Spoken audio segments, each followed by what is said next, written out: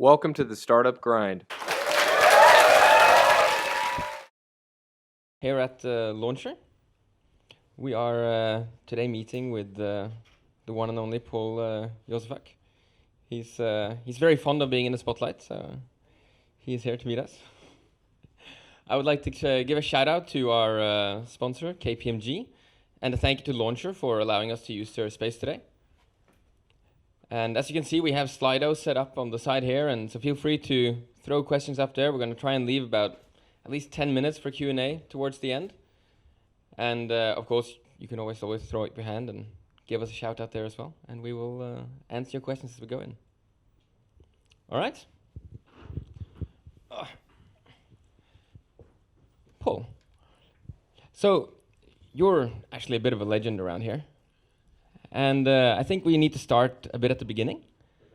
So why don't you tell us, because you have an incredible backstory, where did it all begin, and how did it go from here, and how do you move on? Wow. Okay. A legend. I think that's a little bit of a scary term. A little bit of my backstory. So I was originally born here in Bratislava, and my family left in 1980. So my dad packed up his family and moved to the U.S. We had it much easier than I think a lot of other people because we had relatives in the U.S. who basically helped get us out of then Czechoslovakia. But I was 5 years old at the time, so I didn't really have, I wouldn't say input into the decision. In hindsight, I don't think I would have said no, but I'll try and speed up the backstory. So I grew up in the U.S. I think it was like 5 or 6 years till you get your U.S. passport if you come in as a refugee. I love calling myself a refugee now, but it seems so wrong.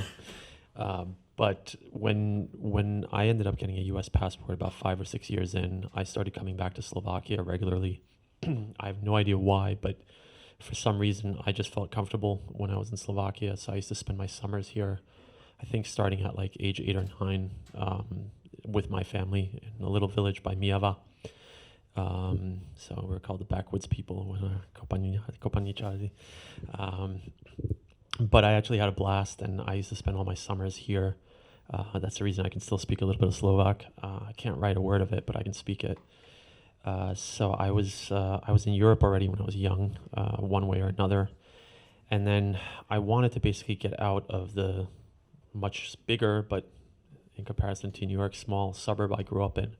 So when I was in high school, I took a year out and was an exchange student to Germany. And I basically did that because I just wanted to get some international exposure. And to be honest, I just wanted to get out of my parents' house at the time.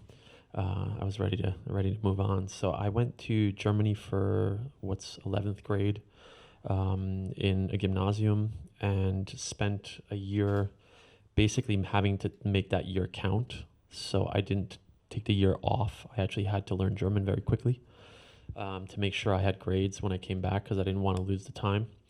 And then after spending a year in Germany, I went back to finish high school in the U.S. and returned exactly a year later back to Germany. And this is kind of where I guess a lot of what my career turned out to be kind of kicked off. I went and did what was then basically an internship with a friend of the family I was staying with, and we were basically working the whole time I was there on real estate projects, and it was part of basically winding up a business while I was interning.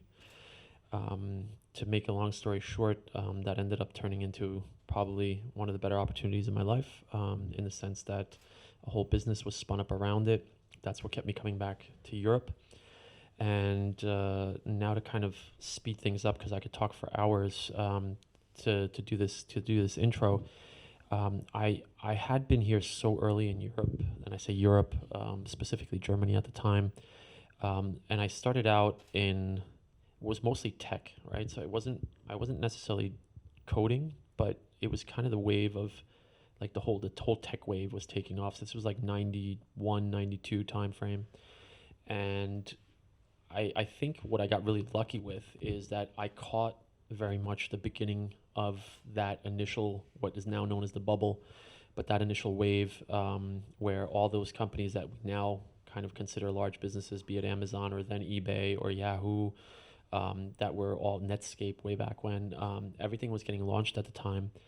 And I wasn't really from a technical background, but I kept falling into positions and either working directly with technology or driving technology. And I really enjoyed it. But I was never patient enough to be a developer. So I kind of always swayed more towards the business development and kind of sales side of things. And then ended up basically bouncing around from one job to the next. It seems completely random when looking at it, and that's because it was. I didn't have a plan. I don't think I ever said like this is where I want to end up. I think when I was 20, I didn't even know the concept of venture capital. When I was 24, I was running SAP Ventures Europe. So that was a very quick kind of learning phase. And I have to say that in hindsight, like I said, it was very random what I fell into, but everything became very complementary by the time I was, let's say, about 30, 35. Because I worked for a little while in law, I worked for a little while in consulting, I worked for a little while as an entrepreneur. I was dealing with entrepreneurs in a lot of the roles I was in. I was always interested in technology, so I was kind of personally involved in a bunch of that myself just because I felt like it. And then I also had the benefit of kind of being fairly international because I was working a lot of times for either US companies in Europe or somehow always attached back to the US. And now to kind of bring it all back to where I ended up now, everything I've basically done from age 18 until basically mid 30s. So the last gig I had before my current job is I was a VC at a fund called Neuhaus Partners. That was the last step where I was directly investing, but everything I had done until that point kind of influenced what we now do at Liquid Labs. And I had seen, and it's, again, I couldn't have ever planned it, but I had seen so many things that were going wrong or weren't being done right. So I won't necessarily say things were going wrong, but I saw a lot of quasi key components to what I do now along the way. So when I was at a law firm, I saw like the whole process of going public, and I realized what a disaster it is to go public very early, and this was in the late 90s. So there were all these companies that were going public. People were becoming millionaires or billionaires overnight. But the process in and of itself was it was this huge undertaking. And I was always on the legal side of it. So I saw how much work went into just taking a company public. But I was also seeing kind of what it was doing to the entrepreneurs and to the companies, and people just so distracted by wealth, weren't actually focusing on their products. And a lot of these companies, after they went public, ended up basically underperforming. Is probably the politically correct way to say it.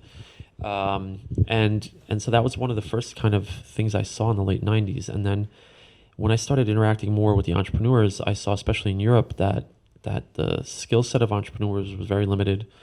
The culture wasn't necessarily cultivating entrepreneurial spirit.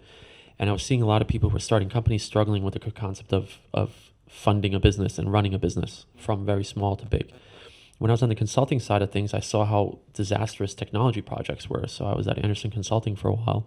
And at Anderson Consulting, I saw these SAP and PeopleSoft and whatever was the hype technology back then implementations, where we, and I myself at the time was in my early 20s, was sent in as an expert into a project to implement, a backend for a large utility where I had no, excuse my language, fucking clue what I was doing, being billed out for $700 or $800 a day. Probably making 50 of that 800 myself, but I saw how kind of ridiculous all those projects had become, and there was just so much money behind it, but the actual quality wasn't there. And a lot of these companies implemented, be it SAP, and it wasn't necessarily the software that was the problem, but it was the implementation and how it was done. And there was always the year 2000 problem was, so you guys are all probably too young, you're not, but the year 2000 problem that all the consultancies just basically milked the opportunity. And then when I went into venture capital, then I started seeing the venture capital side of things. And I saw a lot of these VCs in Europe trying to basically replicate Silicon Valley VCs.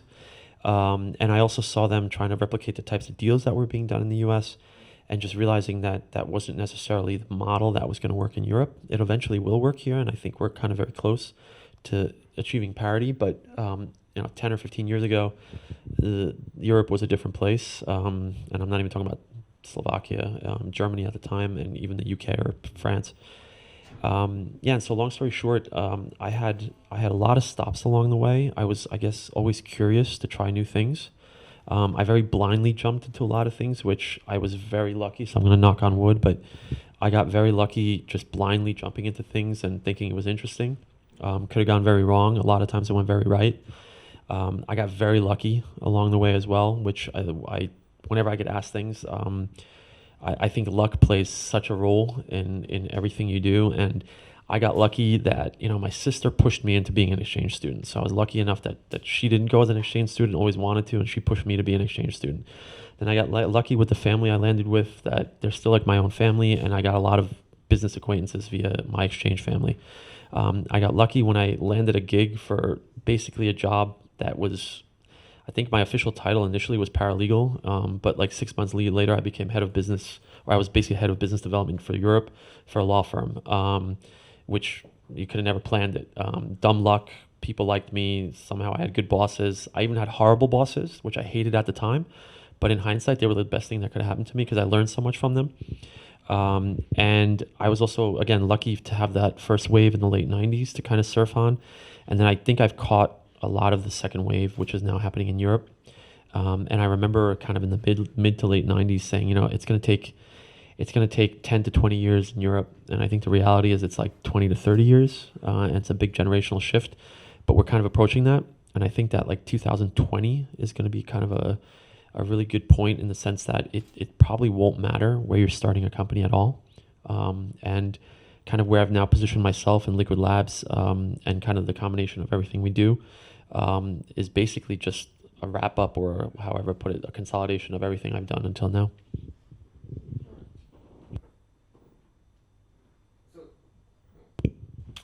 You have been a VC in the past, so let's talk a bit about what you're actually doing today, because you don't position yourself directly as a VC anymore. But if you look into articles and look what people write about you, you're often written about as one of the top VCs in Europe. So let's talk a bit about what is it you do at Liquid Labs, and what does Liquid Labs do, and where do you position yourself? Yeah, so I stopped being a VC at the end of 2011. So it's been a long time since I've actually been managing a fund and investing other people's money.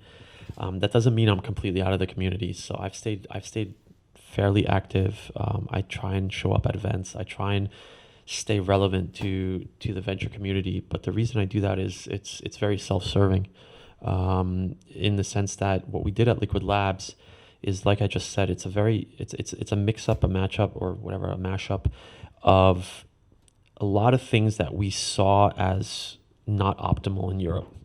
So what we basically said, and this, when I say we, I mean my co-founder, so Michael Bacchus and I launched Liquid Labs at the beginning of 2012.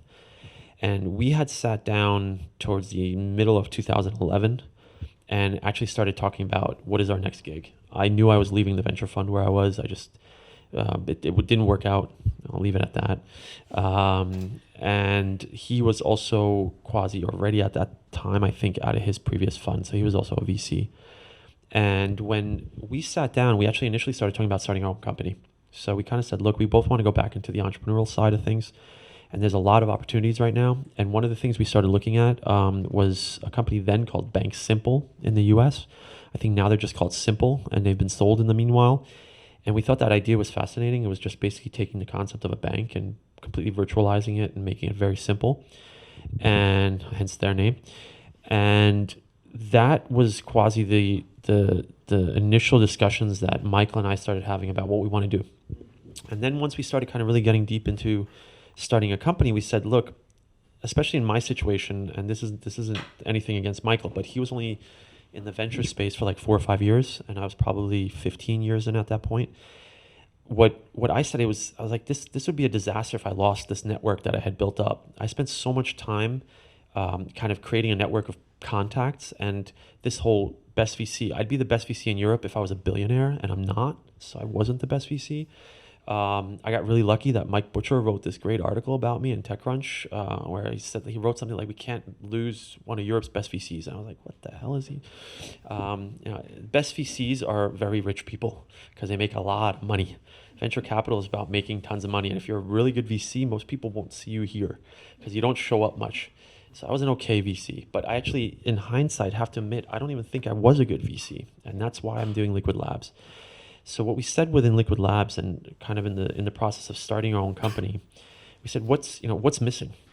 What everyone always complains about venture capital, about starting up, about how tough it is in Europe, and we said, what's wrong?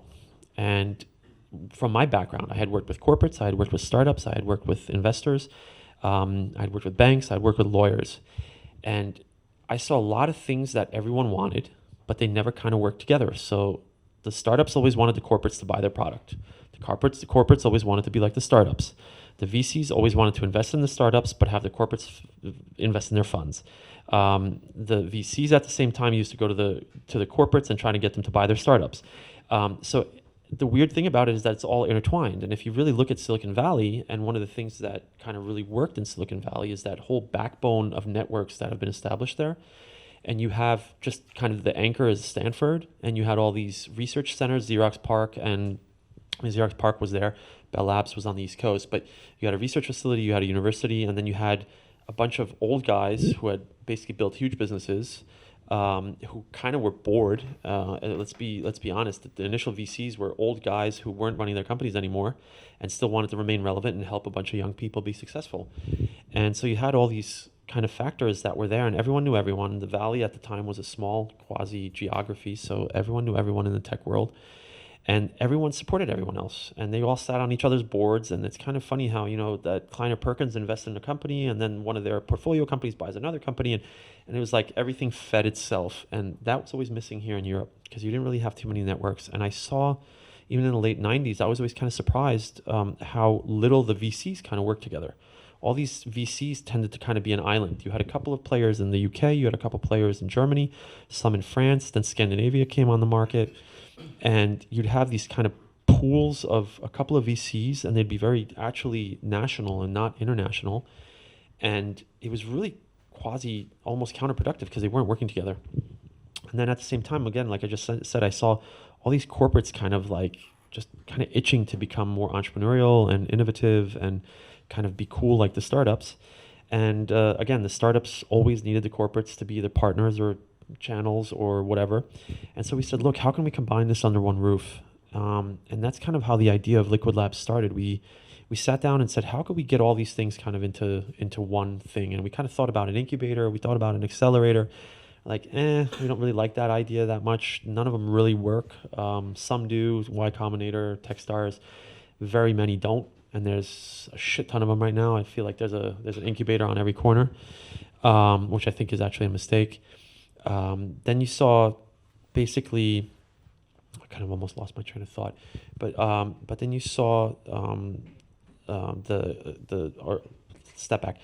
Incubators, accelerators didn't work. Then we said, do we want to raise a fund and have a fund and then work with that? And then we still said, well, right now raising a fund, it was actually when we were launching Liquid Labs, 2011 wasn't really a good time to be raising money. And we would have been a first-time fund, and then we kind of looked at all the aspects of raising money, and we said, probably not a good idea. And then we said, if we just start one company, we can only focus on one thing at a time, and then we lose all that network. So we said, probably the best way is to find an anchor, someone who has the money, and without a fund or without being independently wealthy enough to fund it out of our own pockets. We went to a corporate. We were lucky that Michael was working at the Otto Group at the time. And Michael had come out of eVenture, which was the venture fund of Otto Group, and he basically got us in front of the right people at Otto. We actually put together a pitch deck. It was 10 slides. There was very little text on it. We very high level kind of said what we want to do. And it was exactly that model. We drew a couple of diagrams of how we want to bring together entrepreneurs, corporates, and all the opportunities. And then we went to Otto and pitched it. And I might get in trouble for this, but because Otto is in the situation that they were even 4 years ago, it's a company that has significantly lost a lot of market share to Amazon. And in the last 5 or 6 years, there's a local player in Germany called Zalando, which has been very fast encroaching on Otto's market. And I think in the online business, I think Zalando in the meanwhile has almost surpassed Otto's online business.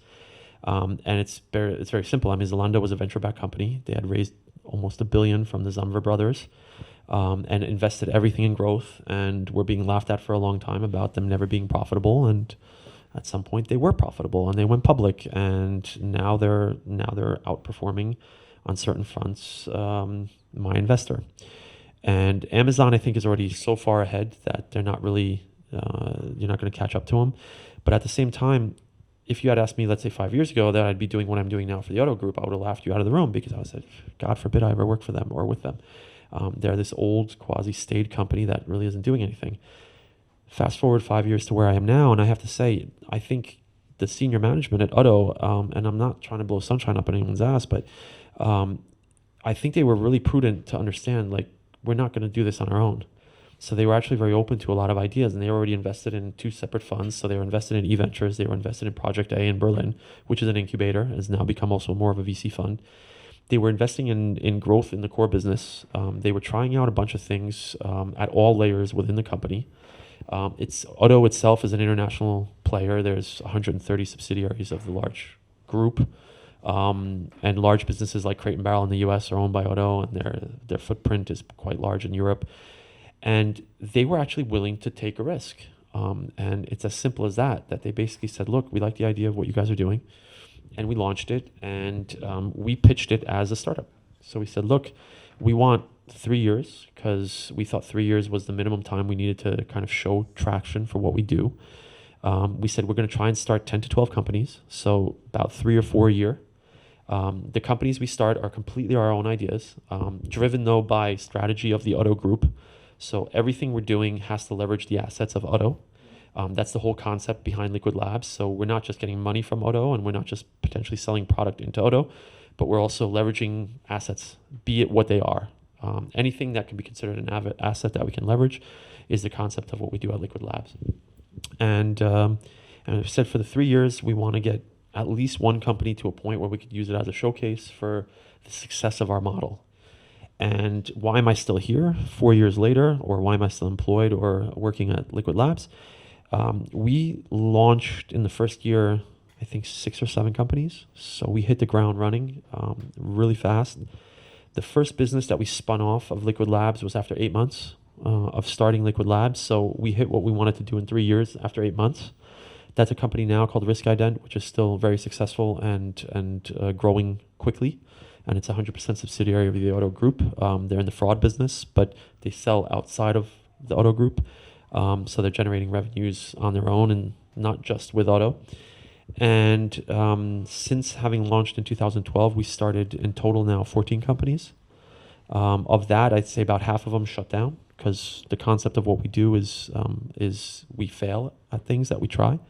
We try and avoid failing. I used to actually run around and say we fail fast. I just don't like that anymore, because we actually hate failure ever more. The more you fail, the more you hate it. But at the same time, if you're not failing, you're not risking enough. So it's kind of a catch-22, but you have to kind of pursue it. And we were lucky enough that at least 3 or 4 of the companies now that we've, in the meanwhile, including Risk and spun off, have been successful businesses for the Otto Group. So they're always somewhere in kind of the scope of what Otto does. And starting last year, or kind of into this year, we've actually scaled the business. So what we initially learned is that we would actually, or what we wanted to initially do is we wanted to seed companies with up to 250,000 to prove that they could get an MVP, so minimum viable product. And that minimum viable product would be defined whatever the business was. So it would be number of users, customers, users, revenues, whatever, always dependent on the business that we started. And we kind of realized that works, and we can very quickly kind of test ideas and see if stuff works. But what we realized very quickly is that once the companies leave Liquid Labs, they were struggling underneath the weight of a large corporate. So we changed the model that instead of trying to spin things out of Liquid Labs after 12 to 18 months at the latest, that we would actually keep them at Liquid Labs much longer. So we have a lot more money at our disposal now. If you get success, that breeds funding. Go figure. But we were able to basically get some more funding into our yearly budget, and significantly more than we started with. And what we now do is basically fund the companies through to profitability. And we realize that that takes 5 to 7 years at times. If you look at the startup world, or if you look at entrepreneurs and startup businesses, on average, it takes 5 to 7 years for a company to be sustainably break even. The quasi outliers of like Facebook and Google and even though those companies took 5 to 7 years, which is what people forget. Everyone sees the overnight success, but it's usually 5 to 7 years.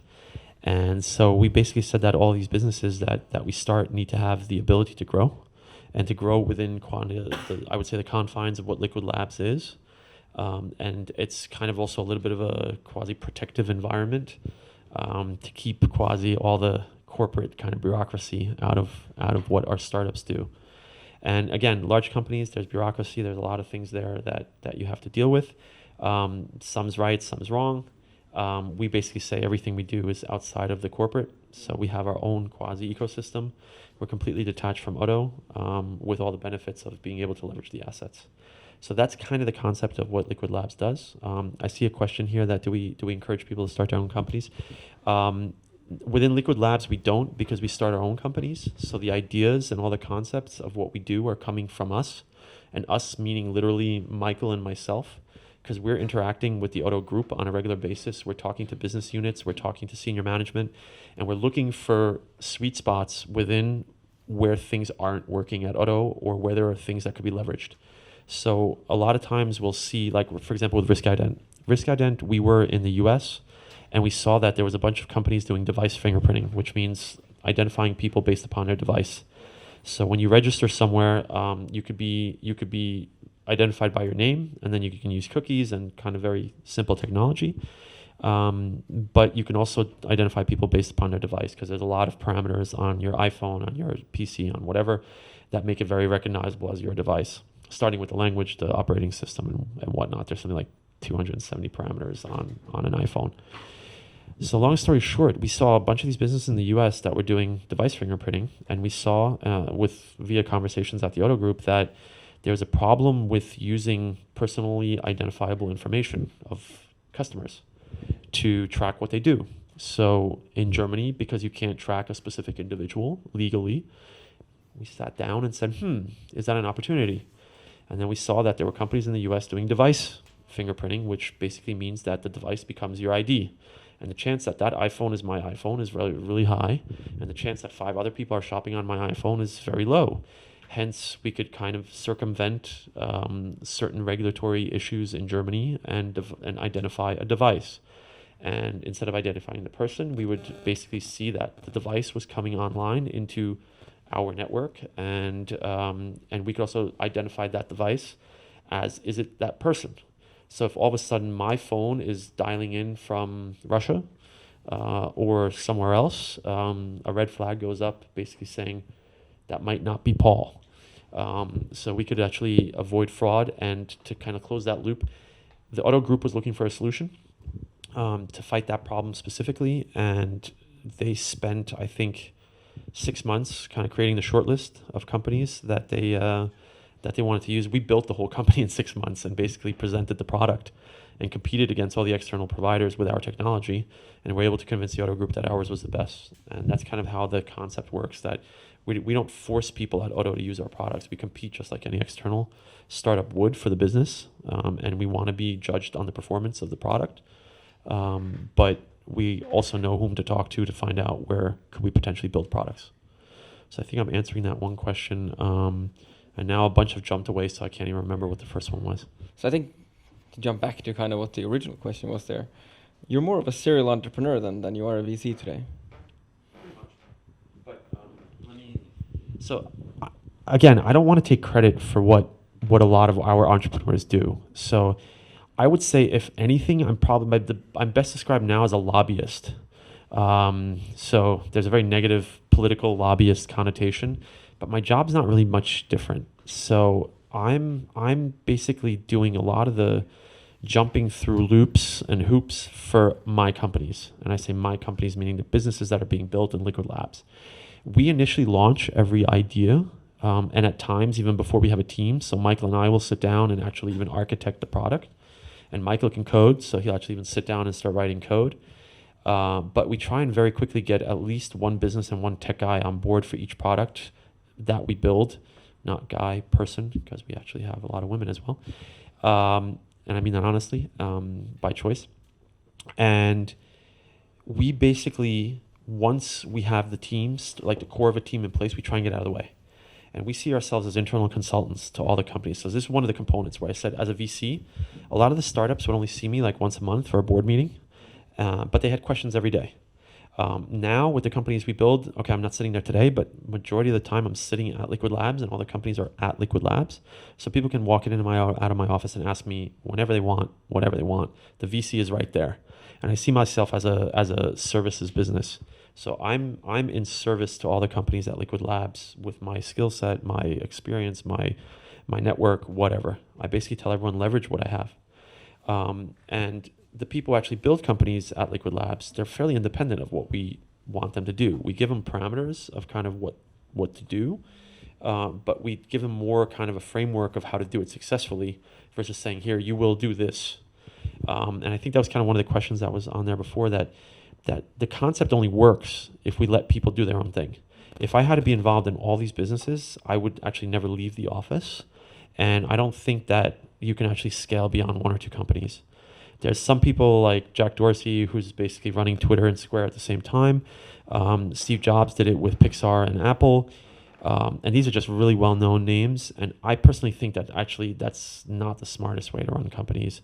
I can't actually imagine being in my own business and having a large enough business like Square or Twitter or Apple, and running it part-time, without actually having a team that does it for you. So the reality behind all those stories is they have great second layers of management, and they kind of just come in and make the key decisions. We're a little bit deeper in everything we do, but it doesn't ramp unless you let people go and do their own thing. So you've made a number of references and even comparisons to the Valley. And I know there's a lot of questions about what should be replicated in Europe and what should be copied from the Valley. What lessons should we take with us and implement here? And what do you see the comparison, and when we do that comparison between the different ecosystems in Europe now and the Valley? So actually, whoever asked that question, I actually just wrote a blog post exactly on that on the plane here. So check my blog tomorrow or tonight, I'll post it. Exactly that question. So just check Babbling VC. I'm not making advertising for it. It just happens to be there.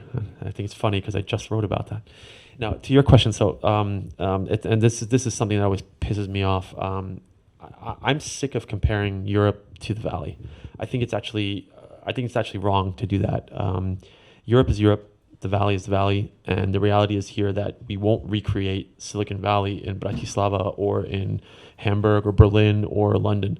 I think each of these geographies kind of has their own very unique kind of parameters, which you just can't get around. I mean, you can't get around the fact that Stanford isn't in Berlin. You can't get around the fact that there's 30 or 40 years of hardcore tech in kind of Palo Alto and Menlo Park area. You can't get around the fact that it's such a melting pot in Silicon Valley of Asians, Indians, and everything. You're like white male, you're a minority in the Valley, which is good because there's such just an influx of international quasi brain power. And after also 20 or 30 years of what's been going on in the Valley, you have the best of the best. It's like, if you want to be a pro at something, you go to the Valley. And I actually am the first person that if someone comes to me, and this also kind of answers this question a little bit, if you're a hardcore entrepreneur and you want to go all in and you want to be successful and you want to build the next billion-dollar business, you're probably best served going where that environment is going to be conducive to doing that. So if you really are like all about starting a company and going all in, you'd be actually very underserved starting somewhere in Europe. If you're young, you're not attached somehow via family or whatnot, be it Slovakia or wherever in Europe. And even if you have a family, I mean, the majority of the people in the Valley, there's 40-year-old guys with, or even women with families, kids who pick up wherever they were, move to the Valley, go all in. And that's probably the best thing to do. But I'm also a realist. Not everyone can just pick up and move to the Valley. And we all have quasi other responsibilities or wishes or whatnot. And I live in Europe because I like living in Europe. I'm not in the Valley. I could have gone to the Valley kind of 10 times over the last 20 years. but I felt much more comfortable in Europe, and I kind of liked the opportunity here. But I hate the comparison because what I think a lot of people try and do is they try and replicate a lot of what happens there here. And if you just look at the reality, be it with VCs, with startups, with corporates, everything, the VCs invest far less here, so the rounds are smaller. The entrepreneurs think much smaller. Very few people start a company in Europe and say, I want to be $1 billion business. And they'll even say it, and I hear it all the time from entrepreneurs saying, I'm building $1 billion opportunity, and then they kind of laugh. Like they just don't believe it. Like it's not ingrained. In the Valley, there's a bunch of people who are saying, I'm going to build $1 billion company, and you actually could think that they're all delusional because everyone's building $1 billion company, so the chances are minimal. But again, I still think there's few entrepreneurs here that are kind of thinking that big. The corporates aren't buying. I mean, there are acquisitions in Europe, but nowhere near what you see in the U.S. And then when you look at also even the partnering opportunities for a lot of the startups and kind of whom you can work with, it's all smaller. So what I say is that if you want to do something in Europe, it's a choice. And if you pick Europe, you do the best you can for Europe. And you don't try and replicate a model out of the US that doesn't fit into what the parameters are here. And again, Liquid Labs. I don't think Liquid Labs and the way we do Liquid Labs would actually work in Silicon Valley. Never, because we don't use equity. So when people build businesses within Liquid Labs, they don't get a share. We just pay well. And we pay a lot more than a lot of startups pay. But a lot of startups get away with paying very little because they give equity.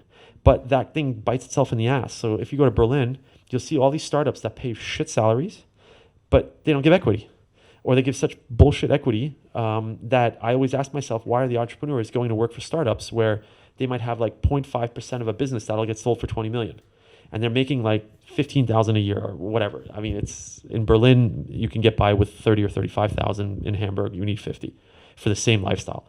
But again, that's just the reality. And if I'm going to start a business in Berlin, I'm going to think about it very differently than if I'm going to start it in the Valley. And I think you can constantly do these comparisons, but they don't help anyone. There's no benefit to constantly asking yourself, how is Bratislava going to become the next Silicon Valley? It's not. It's just not. I think you can do other things here. You can do very innovative things here. I mean, you got a flying car being built in Bratislava. I mean, fuck, who would have thought 10 years ago you can have a flying car in Slovakia, and you guys are getting press all over the place, which is great. It's different. It's thinking out of the box. It's, what can I take advantage of? And I think there's a lot of really good people here in terms of engineering. Slovaks aren't necessarily the marketing or sales experts. They're not hardcore networkers. So you have to basically, if you're going to start a company, hire in for that. Bring in people from the States or from the UK or wherever. Find them wherever you can find them. Have your hardcore engineers, but realize that you probably aren't going to find a hardcore salesman or a biz dev guy who's local, Slovak, and young. There's obviously a ton of people here who are good and who do it well, but that's just one of the quasi realities. It's the same thing in Germany, by the way. So I'm not bashing Slovakia. In Germany, Germans are just not good sales or marketing people. The Americans are probably the best of the best. Israelis are super good at selling whatever they need to sell. Scandinavians are actually, weirdly enough, getting better. Yeah, because they didn't exist. Yeah, well, it was funny. It was like 20 years ago, you never saw Scandinavian entrepreneurs, or it wasn't even a market. But all of a sudden, the Skype guys are from Scandinavia. You had a lot of fun setting up shop with Northzone, Crandom, and everyone else setting up shop in Scandinavia. And then you had a bunch of businesses. Now you have Spotify, you have Klarna, you have like these huge success stories, and that in the last 10 years. And they came out of nowhere. But again, there was probably people taking advantage of what the personalities of people in Scandinavia were, and they made the best of it. And again, I don't see the point of making the comparison at all. I always plead with every entrepreneur to take advantage of this situation, and you can. And that's the other thing where people are like, look, I can't recruit people to come somewhere. To be honest, I get people from the whole world to move to Hamburg, and I have I think half my team is people from really warm countries like Mexico and South America, and I got them to move to the rainiest, coldest, grayest for 6 months of the year town in Europe after London. And it was because of the opportunity, right? If you sell the opportunity right, you can get the right people to do anything, especially if they're young and hungry and want an opportunity.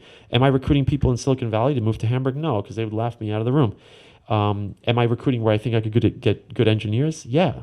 Do I get one guy out of Mexico and leverage him to find 5 other guys? Yeah, because it's an opportunity we had. And so we were basically able to find one guy and he brought 5 others on. And we had a couple people from South America who brought other people from South America. And it's much easier for me to pay for someone to relocate to Hamburg than it is to recruit someone locally and spend 20 or 30K on a headhunter. It costs me 5 or 10K to relocate someone, or I spend 30K on a headhunter. I'm just being smart. I'm taking advantage of the opportunity. Same thing goes for when you build your business. You can start here. You can set up shop in Bratislava, but build your front end somewhere where you can sell your product. It depends on whether you need to go to New York or the Valley, or crap, go to London. Maybe your market's in London. Right now, Brexit. Everyone's looking at Brexit like, oh my God, take advantage of it. Maybe there's a real opportunity right now with Brexit, doing something here and kind of combining it with the UK. I don't have an idea to throw into the loop, but it's there. It's happening. Russia's fucked. That's the best time to do anything. So figure out something with Russia. Right? I always look at it that way, that if you're in Europe, you don't necessarily have to think like I'm European and I can only take advantage of what's going on in Europe, but I'm willing to take a risk. And if you're an entrepreneur, you better be willing to take risks and kind of do something different, because the stuff that everyone else does, everyone's doing it. So talking then a bit about the local ecosystem. So because Slovakia is right now very much exploding in terms of startups, it's becoming sexy, it's becoming interesting. You're seeing people are pursuing the startup way instead of the corporate way. And as you mentioned, Scandinavia had this happen. I'd say they're one of the more recent successful ecosystems to emerge in Europe. And now we're seeing it here. So what is Slovakia's next steps then? Or maybe specifically, what can Bratislava do next? And then for the most annoying question, what will your role be? So I'll start. So I think success breeds success. And I think one of the biggest problems here is that there's been no major exits. I mean, the last well-known company is Asset, which has absolutely nothing to do with the startup community now, directly at least. I mean, they're funding stuff, so I take that back. They might be providing money, but you need to have kind of success stories, and you need to have showcases of stuff happening. I think one thing that, and I might be answering the question, I think a lot of the Slovaks who are outside of the country, and there's actually a bunch of fairly successful Slovaks who aren't in Slovakia, they need to be brought back here more. And that's kind of what I'm doing. Just incentivize them to come back. I mean, I come back because I try and help out somehow. There's only so much I can do. I was looking for investments here for 20 years. Now I'm not a direct investor anymore, so I can't necessarily invest directly in companies. But to be honest, I wouldn't have invested in a lot of the companies. And this might just be a bitter pill to swallow, but so many of the businesses I looked at, and I wanted to invest here literally since the late 90s, because I was trying to figure out, my whole theory was get an investment there, hang out more in Slovakia. I'm crazy. For some reason, I like it here. Go figure. But again, most people shit on Slovakia. So the first thing that Slovaks do is shit on Slovakia. Slovaks who aren't in Slovakia shit on Slovakia even more. So they need to be kind of incentivized, and I don't mean incentivized in the sense of money, because they might already be successful outside of Slovakia, but they need to have a reason to come back here and try and help out. But at the same time, I think you need to have some things happen here to make it interesting enough for people to come back. And again, so much has happened here, even just in the last 5 years. So again, I'm the biggest cheerleader for what's going on here, and I kind of feel like I've always been involved with the Slovak Startup Awards, and I don't get paid for that. I just enjoy it. I think it's cool that every year it gets bigger, and it's so much more interesting. I mean, last year the president shows up. Cool. I mean, does it get any better? I mean, Obama doesn't show up at startup events. Well, he will. He does at some things, and he's going to probably become a VC, which shows you what venture capital in the U.S. is. But and how fucked up would that be if you have Obama sitting and you're pitching Obama? That's going to be the weirdest thing. I don't want to. It's cool, I mean, but still, it's going to be weird. Like, Mr. President, do you invest in my company? But I still think, that here you're going to need a couple of successes, and the only way that happens is people actually build it. I hate to say the other thing is that it's not about a bunch of incubators and a bunch of these types of events. The hardcore entrepreneurs probably aren't sitting here right now. I hate to say it, they probably don't waste their time at things like this, and I'm bashing myself, saying it's a waste of time to sit here and listen to me, but everything I'm basically saying now you could find online. I'm not a rocket scientist when it comes to venture capital. Everything I've said today has been written somewhere. I've either blogged about it or 100 other people have written about it. There's so much information available quasi online that it's less about going and listening to someone, and it's more about like reaching out to someone and trying to get them to advise you. I mean, I've beaten the shit out of this comment, but I say it all the time. I say, if you want money, go ask for opinions, and if you want opinions, ask for money. And that's usually the best way to reach out to someone and just say, hey, what do you think about what we're doing here? And there are a couple people in Slovakia who have reached out to me, and I've helped them find funding. But it was because I liked what they were doing. I understood what they were doing. It was because I was interested in the team. I try and help, and I could help because I saw where I could go and potentially leverage my network or someone I knew. But it's happened like 2 or 3 times in 20 years. And that's what I'm saying. It's almost along the lines of, to answer your question, that Slovakia and entrepreneurs here have to help themselves. It's, if you're an entrepreneur, you're making it happen. And there are a couple of success stories. I mean, there's small successes. I always forget the name of the company that sold to GoDaddy. What was it, M10 or something like that? M.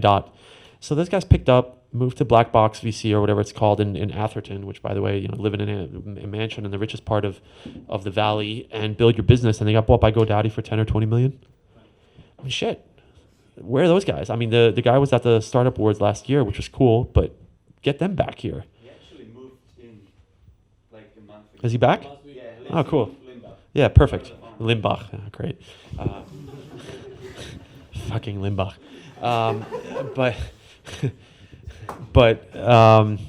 I see everyone else got the joke. But no, again, it's, if they come back and want to posture and kind of show off, that's unfortunate.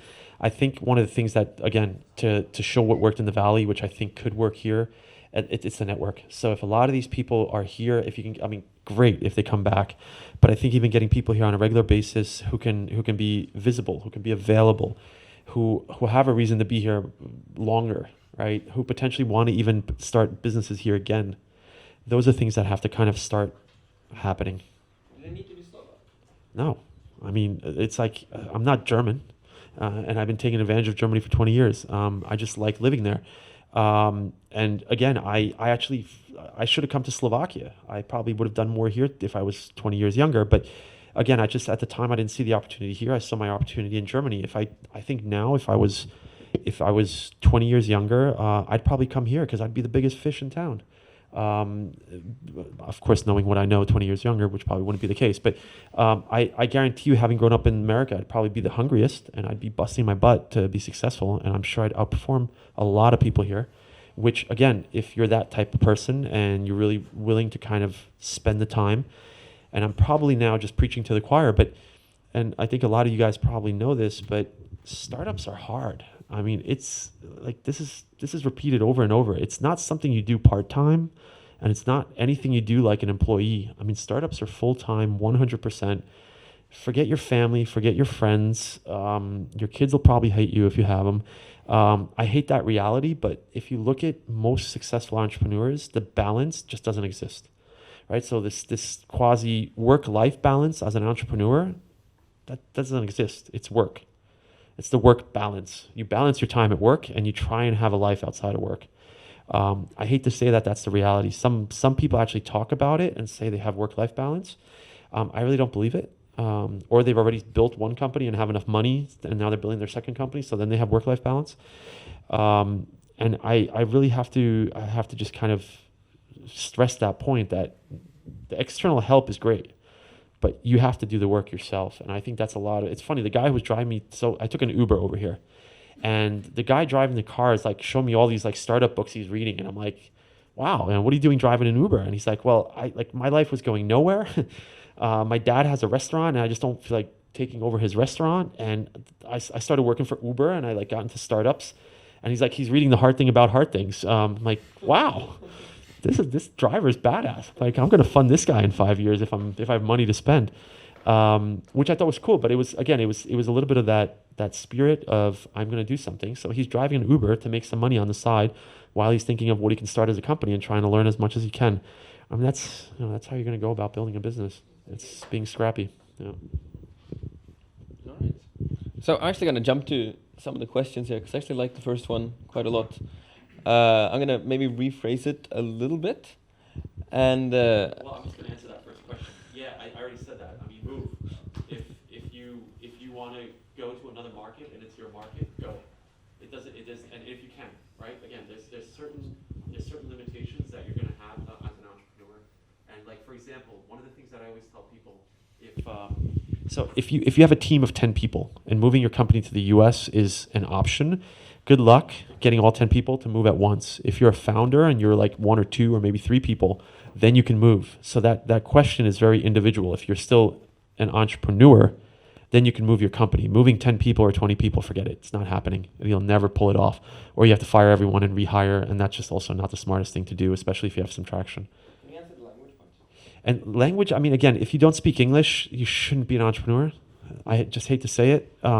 English is the language of entrepreneurs. If you're going to move to Israel, that's a bad example. If you're going to move to Brazil, most people will speak English. You might not speak Portuguese, which would be the language you should learn on the side while you're in Brazil, but the language doesn't matter if you can speak English. If you only speak Slovak and you don't have any second language, please don't move because you're screwed. It's going to take you too long to pick up the language and you won't be effective as an entrepreneur, especially if you have to sell. And that's entrepreneurialism I mean, everyone talks about being an entrepreneur. What is being an entrepreneur? It's selling. You're always selling yourself, your product, a job that you're trying to hire for. You're always selling something. And you got to polish turds. I mean, that's the job basically as an entrepreneur. You have to make things that don't really look good look much better than they are. And that's basically sales. And then you have to hopefully fulfill on the back end everything that should work. So yeah, language is essential if you know English. Otherwise, it doesn't matter. And then do you think entrepreneurs should have time switch from... Yeah, so that's one I answered. I mean, again, there's times certain people are entrepreneurs. If you're really entrepreneurial, and I said a little bit about that, be an entrepreneur. If you like the security and the safety of being an employee, go be an employee because you can always learn and maybe eventually kind of make that jump. Unfortunately, the older you get, the harder it is to actually become entrepreneurial. You're not going to grow into being an entrepreneur. You kind of are or you aren't. It's kind of, you'll know. And then there were some other questions there. What do you look for when you create initial terms for your companies? What specific steps do you take to develop the people? So what we do, so the terms are actually pretty simple. They're very clearly set within Liquid Labs. I'm not going to go into details. You can figure those out online. But we actually try and hire people who will be successful, i.e. we look for a certain track record, a certain amount of experience, a certain level of entrepreneurialism, a certain amount of independent working. So we're trying to actually find people who don't really want us to be a crutch. We're looking for people who actually come to us and see us as the leverage to be more successful. So when we hire for Liquid Labs and for the people who run the startups that we do, we really try and find someone who basically sees us as that unfair advantage. And that's kind of what I sell Liquid Labs as the unfair advantage because we have Otto on the back end and we have all this access to capital, networks, sales channels, brand, whatever. And then when I talk to entrepreneurs, or they're not really necessarily entrepreneurs because we're hiring them instead of them being fully independent, but they're very entrepreneurial in spirit. And what I basically say is, let me be your unfair advantage, i.e. learn a lot, take advantage of the opportunity. If you build a big enough business, you can potentially end up running a subsidiary of the Otto Group. You can make really good money. You could learn a lot, and eventually you can bail out and go start your own company. And I literally tell everyone who I hire, I kind of want to get rid of you as fast as possible by not firing you, which means they're very successful, and they get out of Liquid Labs quickly and learn a lot. And again, a lot of people don't necessarily start at the top. They're employees of the startups that we build. And I try and help as much as possible to grow the businesses and grow the people within the businesses. It's hard to coach everyone. There's a lot of people there, but I get very specific questions. So people will come to me and I'll sit with people and just literally basically coach them on what I think they need. Someone says, I want to be a manager down the road. Someone says, I want to be an entrepreneur. Someone says, should I do a career within the company or should I go to a smaller startup? Should I go to a mid-sized startup? These are the type of questions that I can answer, but a lot of questions people have to answer for themselves. Do you think let me answer one last question. Do you think so that's hard. One of the things I've learned, I used to be a proponent of having distributed teams or at least external developers. It's a good way to start quickly. So if you're basically, let's say you're launching a business and you have some kind of developers who are remote to you, feel free to start with some people remotely, but get them together as quickly as possible. You need to have everyone under one roof, and successful businesses actually create a culture. It's a company culture. and the people grow as a team, and you can only grow as a team if you sit together. There are examples of companies that grew as distributed businesses, and there's always an exception to the rule. But if you really want to be optimally positioned to grow a startup, and I'm talking about kind of tech and software and very quasi kind of modern startups, there's certain businesses that might work well distributed, but you really kind of want all the people sitting under one roof, and not so you can micromanage them. That's not what I mean, but they should be able to help one another, and that spirit of people working late at night, it kind of drives the spirit of having other people working late at night. And if you have just a bunch of external contractors or whatever, you don't really get kind of that company culture you need to take that step from, let's say, like 20 to 50 employees is probably one of the hardest kind of jumps to make, because if you don't have a core culture of people, you can't grow, because you need to have also people work for you, kind of managing and coaching other people to kind of dissipate the culture. Is there anything good there? That was it, right? That was it. Yeah. All right. Thank you, Paul. In that case, I would again like to say thank you to KPMG as our sponsor and for Launcher for hosting us. And for everyone here, we will be back next month with another startup grind, and we hope to see you all there. So, I unfortunately have to bail out, so I won't be here very long to network much. But like I said, you can find contact information for me anywhere. So if people have questions, I'm not doing consulting as a business, so my time's limited, but I'm always happy to help if people like kind of just want quick feedback. I'm not necessarily, so one of the things that I just want to throw in here, because I get a lot of questions like this from events that I come to. I'm not looking for companies to grab on the hand and kind of coach, but I'm always happy to help anyone if it's a quick question. And it's kind of funny that people don't necessarily reach out with quick, easy questions. Shoot a mail. I'll always respond if I can quickly respond to something. And take advantage of that, not just with me, with anyone who you come and see or anyone who you interact with. That gives you quasi permission to mail them. If you have just some like dumb question, always ask it, right? Because there's nothing wrong with asking. And one last point, and this is just why it makes sense. So I had a bunch of entrepreneurs here who, they saw that I was in Vienna at an event that I think you guys were doing as well. And they're like, would you have some time for us? And I actually happened to have time, but I said, what do you want? And they very quickly said, we really just want to get your feedback on where we should go fundraise, who are the right people to kind of talk to, not specific names, but what kind of VC should we talk to, and what's the size of the round. So they gave me a very clear message on what they wanted to figure out. They got in their car, they drove to Vienna because they saw that I had a little bit of time there. I sat with them for a half hour max, and was able to give them so much information in so little time, and it costs me nothing. It's very simple. But I can't spend hours upon hours helping each company and everyone who asks me. And I've even had like people like find my parents' number because they spent half the year in Slovakia, call my parents trying to get access to me. And I'm actually fairly reachable. I mean, you shoot a mail to me, I'll answer it. But again, it has to all be quasi in. Yeah. all right. Thank you very much. A round of applause, please. Welcome to the Startup Grind.